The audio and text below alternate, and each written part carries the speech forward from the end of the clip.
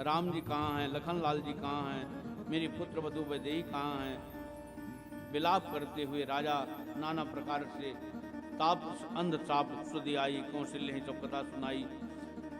तापस जो तपस्वी श्रवण कुमार थे उनकी कथा याद आती है।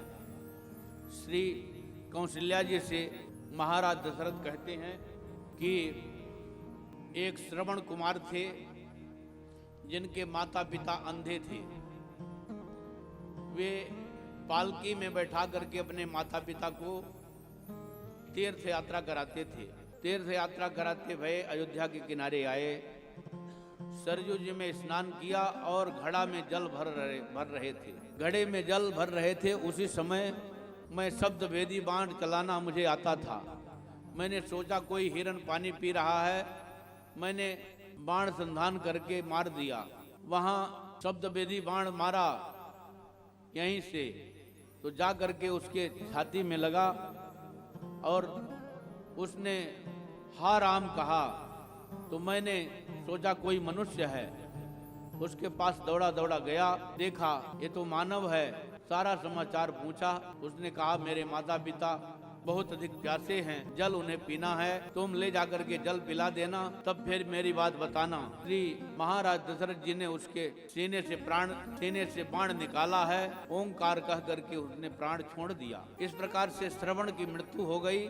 श्रवण के माता पिता को ले जाकर के दशरथ जी महाराज जल पिलाने लगे। श्रवण के माता पिता कहते हैं बिना बोले मैं जल पान नहीं करूंगा, आप बताओ आप कौन हो जो आज मेरे पुत्र मुझसे बोलते क्यों नहीं हो। श्री दशरथ जी महाराज ने कहा कि आपके पुत्र नहीं, मैं आपके पुत्र का हत्यारा दशरथ हूँ। मैंने आपके पुत्र को मार दिया धोखे से, शब्द वेदी बाण चला करके। ये जल उसी का भरा हुआ है, किनारे रखा हुआ था, वो घड़ा लेकर के मैं आया हूँ, उसका दिया हुआ जल आप पान करिए। वो क्रोधित होकर के कहते हैं अरे राजन, अब मैं जल नहीं पीऊंगा, मुझे तो चिता बना दे।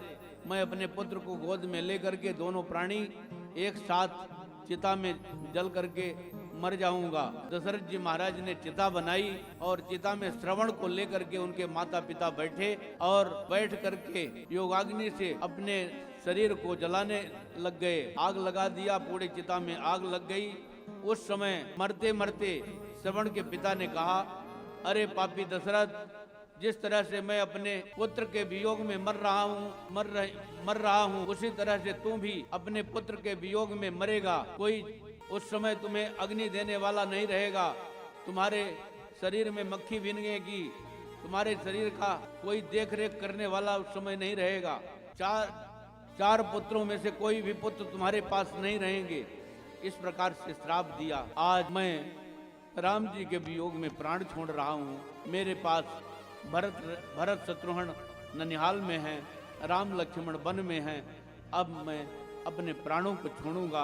कौशल्या जी ने नाना प्रकार से समझाया है, लेकिन राम राम कहि राम कहि, राम राम कहि राम, तन परिहर रघुवर विरह राय गए सुरधाम। श्री 6 बार राम राम राम राम राम राम राम राम कहते हुए श्री दशरथ जी महाराज अपने प्राणों को छोड़ दिया है। जियत मरद फल दशरथ पावा, अंड अनेक अमल जस गावा। जीने का और मरने का फल दोनों ही दशरथ जी महाराज ने प्राप्त किया। राम राम कह करके शरीर छोड़ा और भगवान के धाम को गए।